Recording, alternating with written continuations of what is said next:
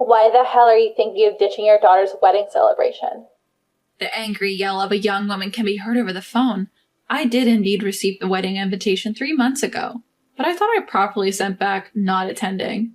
Yet the woman is fuming, claiming that because I bailed at the last minute, the ceremony was ruined, and I should take responsibility. Confused, I repeatedly explained that I had told my absence. However, the woman's response was something I did not anticipate at all. My name is Alicia. I have a childhood friend named Mike who lived next door, and our families have been close since we were kids. Mike, 2 years older than me, moved away for college and after graduating got a job at a big company in New York. I went to a local college and got a job at a small local company. Soon after, Mike got married to a college classmate, and I attended the wedding as a friend of Mike's. 3 years into their marriage, they had a daughter. Their daughter's name is Bella.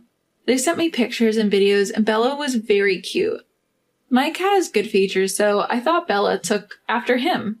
Their noses were very similar, and Mike seemed to adore Bella to the point of spoiling her. His wife seemed to be a kind person, and Mike seemed to be living a happy life. Everything seemed to be going smoothly, but 2 years after Bella's birth, Mike surprisingly divorced his wife and came back home with Bella. The reason for the divorce was his wife's infidelity. Apparently, she had been having an affair with her ex-boyfriend for about a year, and Mike could not forgive her. He obtained custody of Bella and returned home. Alicia, it's been a while. I still can't believe my wife was cheating. I went to see Mike after he returned home, but he had lost weight due to the shock of the divorce and was extremely depressed.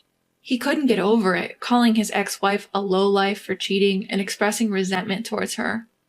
Even though he was doing his best as a father, Bella, still only 2 years old, was missing her mother and crying a lot.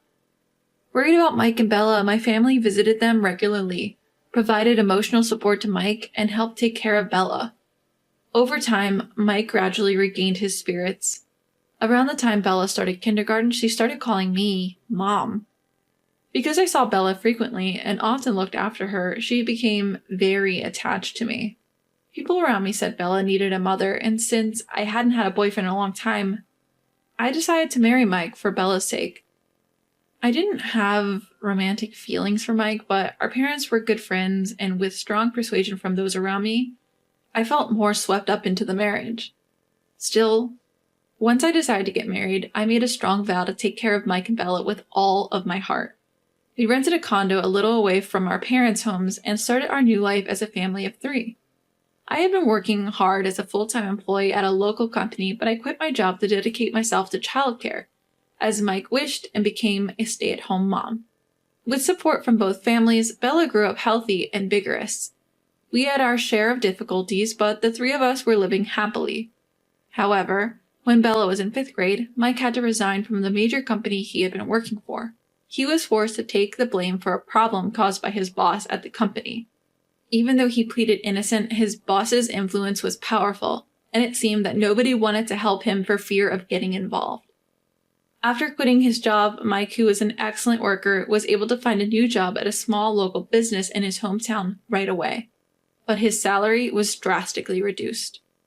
When the family's finances tightened and we couldn't afford the rent for our current apartment anymore, we decided to move to a cheaper, older, and smaller one. I begged to return to my previous company and started working desperately to earn Bella's tuition. Our parents offered to help, but they were both living on their pensions and barely scraping by every month. Their house is small and there's no room for us to live together, so we can only accept their good intentions. I tried my best to manage our family budget frugally so that the 3 of us could live healthily. But Bella, who knew our previous carefree life, could not accept the gap between that and our current reality and began to take it out on me. "If only Mom could earn more money," she said, and unbelievably, Mike sided with Bella. I couldn't hold back my anger because if Mike hadn't been fired in the first place, we wouldn't have to live such a hard life, and it led to a big fight. Perhaps because of such a marital life, Mike had an affair. Bella was now in her sophomore year of high school, just old enough to choose which parent to live with, but still needing a guardian. Comparing to his previous job at a large company, Mike's salary had been extremely reduced, but it was still higher than mine. Thinking about Bella's future, I thought it would be best to leave it to Mike. When I consulted with her, Bella herself, returning from school, said she would go with her father. I live with Dad and my new mom. My new mom is unlike you. She is a rich lady. Plus, she started her own company and is popular as the beautiful CEO everyone's talking about. Being with you is just poverty-stricken and you're a stranger without a blood tie, right? It's okay to live miserably alone in the shabby apartment forever, isn't it? Bella was already calling Mike's mistress Mom. I was speechless at Bella's unbelievable insults and calling me you. Just then, Mike came home with his mistress. True to the name of the beautiful CEO everyone's talking about, the mistress, who introduced herself as Kathy, was a very beautiful woman. Kathy threw a wad of bills in front of me without even a greeting, a smug smile on her face. Here's the compensation for the affair. It's $80,000 in total for me and Mike. If you want it, I'll be generous and give it to you, so pick it up. In my anger, I wanted to throw it back at her, but I took a deep breath and picked up the bills. Then Mike and Bella pointed at me and laughed rudely, saying I was vulgar and poor. Kathy, with a triumphant look on her face, said, So we've settled. All you need to do is write a divorce paper right away and never show up in front of us again. We've even paid the compensation, so don't bother us with a lawsuit later. With that, the three of them left, laughing at me. I clenched the wad of bills tightly. I wanted to retort, and I felt like slapping all three of them in the face. However, considering it as alimony for two people, $80,000 was higher than the going rate. I realized that I wouldn't be able to win that amount even if I took it to court, so I decided to use the money to start my life anew. And so, 8 years later, I had forgotten about Mike and Bella completely while living a busy life. One day, out of the blue, my parents told me that an invitation to a wedding had arrived at their home. Apparently, it was addressed to me from Bella. When I looked at the actual invitation, the part that said unable to attend had been crossed out, and attending was already circled. My parents said that it had been that way from the beginning, and feeling a bit creeped out, I rewrote unable to attend and mailed it back. I could have ignored it, but I thought it would be a hassle for the venue if the number of guests wasn't settled. 3 months later, during work, a colleague told me that a woman claiming to be my daughter was on the line for me. Could it be Bella? When I picked up the phone, Bella on the other end was so furious that she started yelling at me as soon as I took her off hold. How could you ditch my wedding, Mom? I instinctively pulled the phone away from my ear due to her loud, angry voice. Even then, Bella continued to yell. My wedding is ruined because of you. Listen, I don't have a daughter. Can you stop calling me? Huh? What are you talking about, Mom? We're family, right? Forgetting all about what happened 8 years ago, Bella laughed in a high-pitched voice. When I responded with a deep sigh, she started asking for money. Hey, Mom, your company is doing pretty well right now, isn't it? So you must be making a good salary. I'm struggling financially because my husband is asking for alimony. You'll help me out, right? Because your daughter's in trouble? Like I said, I don't have a daughter. If you're having trouble with money, you should talk to your rich and beautiful mom. When I responded like that, Bella started going on and on about how hard her life is now. It all started with a magazine. Kathy, who married Mike, apparently regularly purchases a famous trade magazine in her industry to see how her company is perceived by the public. Then she's noticed that a company had overtaken hers, which until then had been the talk of the town. It was the company I worked for. After my divorce from Mike, I worked tirelessly to forget about my married life. When the CEO said, "You know what social media is? Give it a try," I became the PR person and started being proactive on social media and gaining media exposure. Our company, which had been conducting business honestly in our local area, saw a boost in recognition and sales began to rise. We started to actively hire locals and even started to attract excellent talent from other companies. As a result, sales went up, which attracted more people, and we started to create better products, and we found ourselves in a very good situation. This seemed to be a huge blow to Kathy, and she seemed desperate to surpass our company. However, it wasn't a clever strategy to boost their own sales, but rather by bad-mouthing me to their clients, saying, "A company that hires such a woman can't be good," as a means to pull us down. The staff were shocked that the competent CEO suddenly became emotional and started to meddle in the management with personal feelings. It seemed that many people who voiced their opinions were either demoted or fired. As a result, talented people started to leave Kathy's company, and it was also suspected and avoided by other companies. Before we knew it, a big gap had opened up between her company and ours. Unable to acknowledge this, Kathy began to lash out at Mike and Bella, and it seemed that Bella and the others did not see any value in Kathy, who was not wealthy. At home, it seemed that they were living a life where angry voices were constantly resounding. Unable to bear such days, Mike and Bella would find people who work at the same company as me and say, "I want to start over with Alicia, but Kathy is getting in the way," apparently crying. But most of the employees of the company are locals, and among the new hires there are also people who got fired from Kathy's company. Naturally, everyone knew about my relationship with Mike, so they were not treated by anyone as a shameless parent and child. Despite this, the two of them who wanted to get close to me again by any means thought if they invited me to Bella's wedding, I would not be able to decline, so they sent an invitation.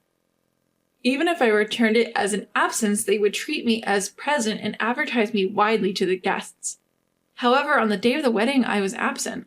Moreover, because Bella disliked Kathy sitting in my mother's seat, they ended up having a big fight in the wedding venue, despite it being a place for celebration. Eventually, the disgusted guests left and Bella was served with divorce papers from the groom, who saw her true nature. "Mom, come back home soon. Your company is money, right? I'll kick that woman out next time. Let's live together as three again." I'm in trouble if I'm blamed for not going as planned, involving people arbitrarily. Every time Bella calls me mom, I, who get a headache, repeatedly say, "We're not parent and child anymore, so stop contacting me," and I hang up. But since they keep calling over and over again, I consulted my boss and registered not only Bella's but also Mike's phone number as a nuisance call to the company. Perhaps they didn't have the leeway to call from a different number. I was able to have peace during working hours. When my work was over and I was on my way home, Bella, Mike, and Kathy were all waiting together. Bella, as always, accusing me of being heartless, Mike repeating his demands to get back together. Kathy was shouting at me to pay her money because I was breaking the promise of settlement by getting involved with Mike and the others. "Hey, Bella, if you're struggling with money, wouldn't it be solved if your dad found a new rich mom? And Mike, you're the one who left with the other woman, so if you ask for a reconciliation with your ex-wife, me, it looks like you're a man who was also dumped by your current wife. Is that okay with you?" Both Mike and Bella, who had been so nosy, quietly closed their mouths. Finally, I looked at Kathy and smiled. "I've kept my promise to you. I haven't contacted these folks on my own. It's not me who's bad here. Isn't it these two trying to ditch you and sneakily getting in touch with me?" I quickly turned and headed back to the office. Behind me, the sound of three people hurling insults at each other echoed. With those people in my peripheral vision, I reported to the police that a squabbling family was on the brink of physical altercation. On the way home via a different route, I also contacted my parents' house to inform them that the actions of the three were becoming more intense. It just so happened, Mike's parents were also at home and responded with a reassuring, "If they show their faces, we'll give them a good beating." I asked them, "Please don't hit them, just keep the doors locked and avoid meeting them," before ending the call. When I went to work the next day, many people asked if I was okay. Apparently, after I left, the three really got into a brawl, and many police officers had to rush over in their patrol cars. Even with the arrival of the police, the trio remained agitated and didn't care about the attention they were garnering. Eventually, they were each put in a patrol car and reasoned with, but given it was rush hour, many people ended up witnessing the scene. Among them were Kathy's company employees and partners, resulted in several deals being called off. Kathy, a headstrong businesswoman who was so engrossed in her resentment towards me that she neglected her business, ended up bankrupt. Being a wealthy heiress, she seemed to have sought her parents' help, but was apparently told to take her responsibility for her actions and left to fend for herself. While Kathy was sorting out her business, Mike quickly took Bella and got divorced. After the divorce, Mike and his family returned to their in-laws, where, true to their word, Mike's parents gave them a piece of their mind and severed ties, telling them never to show their faces again. Since the people around our parents' home knew us well, they felt uncomfortable and quickly moved to a different town. He was dismissed after a string of unauthorized absences, having run off without even submitting a resignation notice. Bella seems to be working at her job, but is struggling to repay the wedding costs that were demanded by the groom she had left high and dry. All three of them came to my workplace, but my understanding bosses and colleagues protected me, and my subordinates quickly reported them. The persistent trio eventually gave up when a hefty male security guard was placed at the company's reception, finally bringing the situation under control. Since then, I've been living my life devoted to my work so as not to remember those three. Thanks to the competent personnel from Kathy's company coming for job interviews, Our boss is over the moon. I'm making a conscious effort to live each day without letting money get to my head and changing my attitude or abusing others.